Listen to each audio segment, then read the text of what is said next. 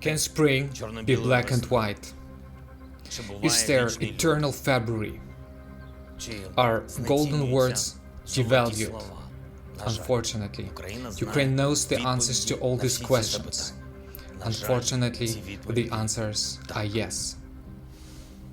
Every year, on May 8th, together with the entire civilized world, we honor everyone who defended the planet from Nazism during World War II. Millions of lost lives, crippled destinies, tortured souls, and millions of reasons to say to evil, never again. We knew the price our ancestors paid for this wisdom. We knew how important it is to preserve it and pass it on to posterity. But we had no idea that our generation would witness the desecration of these words, which, as it turned out, are not the truth for everyone. This year, we say never again differently. We hear never again differently. It sounds painful, cruel, without an exclamation, but with a question mark. You say, never again? Tell Ukraine about it. On February 24th, the word never was erased, shot and bombed by hundreds of missiles at 4 a.m., which woke up the entire Ukraine. We heard terrible explosions. We heard again. The city of Borodyanka is one of the many victims of this crime. Behind me is one of many witnesses. Not a military facility, not a secret base, but a simple 9-story building. Can it pose a security threat to Russia? To 1/8 of the land, the world's second army, a nuclear state? Can anything be more absurd than this question? It can. 250-kilogram high explosive bombs with which the superpower shelled this small town. And it went numb. It cannot say today, never again. It cannot say anything today. But here, everything is clear without words. Just look at this house. There used to be walls here. They once had photos on them. And in the photos, there were those who once went through the hell of war. 50 men who were sent to Germany for forced labor. Those who were burned alive when the Nazis burned more than 100 houses here. 250 soldiers who died on the fronts of World War II, and a total of almost 1,000 residents of Borodyanka who fought and defeated Nazism to ensure never again. They fought for the future of children, for the life that was here until February 24. Imagine people going to bed in each of these apartments. They wish good night to each other, turn off the light, hug their loved ones, close their eyes, they dream of something. There is complete silence. They all fall asleep, not knowing that not everyone will wake up. They sleep soundly, they have a dream of something pleasant, but in a few hours they will be awakened by missile explosions, and someone will never wake up again. Never again. The word never was dropped from this slogan.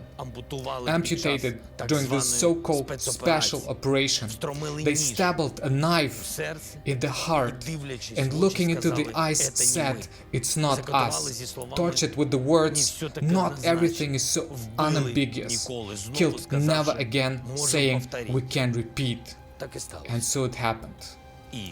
And the monsters began to repeat, and our cities, which survived such a heinous occupation that 80 years are not enough to forget about it, saw the occupier again, and got the second date of occupation in their history, and some cities, such as Mariupol, got the third. During the 2 years of occupation, the Nazis killed 10,000 civilians there. In 2 months of occupation, Russia killed 20,000. Decades after World War II, darkness returned to Ukraine, and it became black and white again. Again, evil has returned. Again, in a different uniform, under different slogans, but for the same purpose. A bloody reconstruction of Nazism was organized in Ukraine. A fanatical repetition of this regime, its ideas, actions, words and symbols, maniacal detailed reproduction of its atrocities and alibi, which allegedly give an evil sacred purpose, repetition of its crimes and even attempts to surpass the teacher and move him from the pedestal of the greatest evil in human history, set a new world record for xenophobia, hatred, racism, and the number of victims they can cause. Never again. It was an ode of a wise man, anthem of the civilized world, but someone sang out of tune. Distorted never again with notes of doubts, silenced beginning his deadly area of evil. And this is clear to all countries that have seen the horrors of Nazism with their own eyes. And today, they're experiencing it, a terrible déjà vu. See it again. All nations who have been branded third-class slaves without the right to their own state or to exist at all hear statements that exalt one nation and erase others with ease. They claim that you don't really exist, you're artificially created, and therefore you have no rights. Everyone hears the language of evil again. And together they acknowledge the painful truth. We have not withstood even a century. Our never again was enough for 77 years. We missed the evil. It was reborn again and now.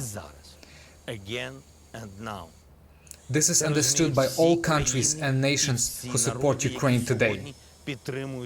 And despite the new mask of the beast, they recognized him, because unlike some, they remember what our ancestors fought for and against.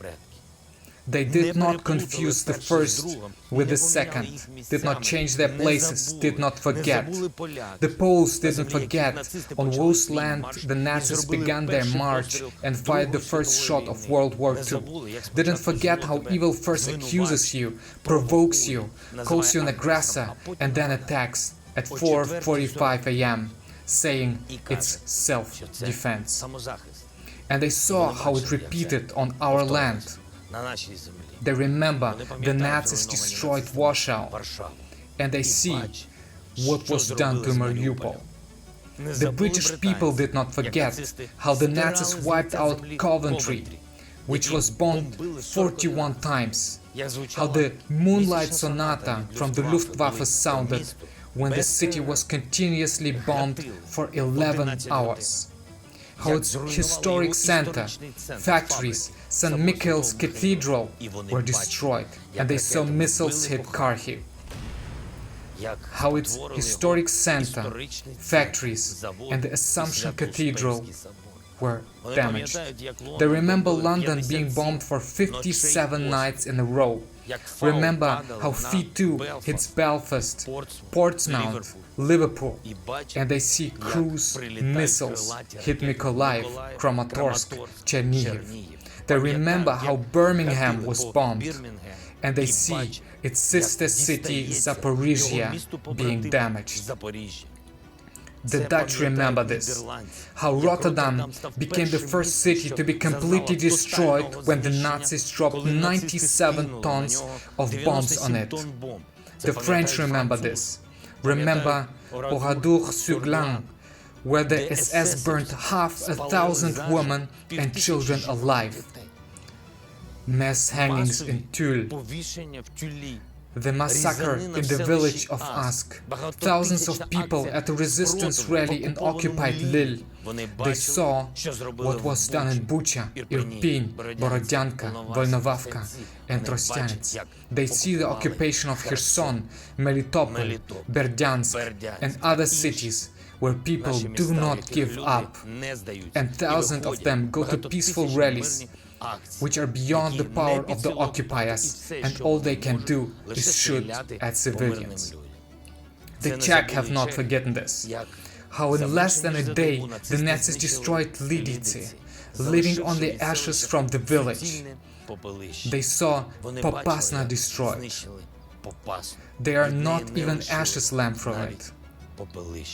The Greeks, who survived massacre and executions throughout the territory, the blockade and the Great Famine, have not forgotten.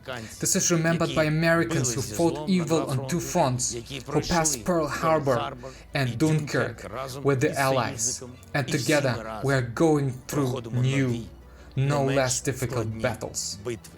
This is remembered by all Holocaust survivors, how one nation can hate another. Lithuanians, Latvians, Estonians, Danes, Georgians, Armenians, Belgians, Norwegians and many others have not forgotten this. All those who suffered from Nazism on their land and all those who defeated it in the anti-Hitler coalition. Unfortunately, there are also those who, having survived all these crimes, having lost millions of people who fought for victory and gained it, have desecrated the memory of them and their feet today.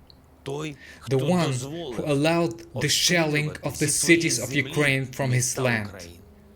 The cities that, along with our ancestors, were liberated by his ancestors, the one who spat in the face of his immortal regiment, placing torches from Bucha next to it, and challenged all mankind, but forgot the main thing: any evil always ends the same.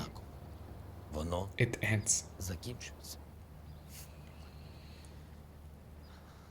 Fellow Ukrainians, today, on the day of remembrance and reconciliation, we pay homage to all those who defended their homeland and the world from Nazism. We know the feat of the Ukrainian people, that their contribution to the victory of the anti-Hitler coalition. Explosions, shots, trenches, wounds, famine, bombing, blockades, mass executions, punitive operations, occupation, concentration camps, gas chambers, yellow stars, ghettos, Babin Yar, Katyn, captivity, forced labor. They died so that each of us knows what these words mean from books, not from our own experience. But it happened differently. This is unfair to them all. But the truth will win, and we will overcome everything. And the proof of this is called Werwolf. This is Hitler's former headquarters and bunker near Vinica, and all that is left of it's a few stones, ruins. The ruins of a person who considered himself great and invincible. This is a guide for all of us and future generations, what our ancestors fought for, and proved that no evil can avoid responsibility, will not be able to hide in the bunker. There will be no stone left of it. So we will overcome everything, and we know this for sure, because our military and all people are descendants of those who overcame Nazism. So they will win again, and there will be peace again, finally again. We will overcome the winter, which began on February 24, last on May 8, but we will definitely end. And the Ukrainian sun will melt it, and we will meet our dawn together with the whole country, and family and loved ones, friends and relatives will be together again, finally again. And over the temporary occupied cities and villages, our flag will fly again. finally again, and we will get together, and there will be peace finally again, and no more black and white dreams, only a blue and yellow dream. Finally again, our ancestors fought for this. Eternal honor to all who fought against Nazism. Eternal memory to all those killed during World War II.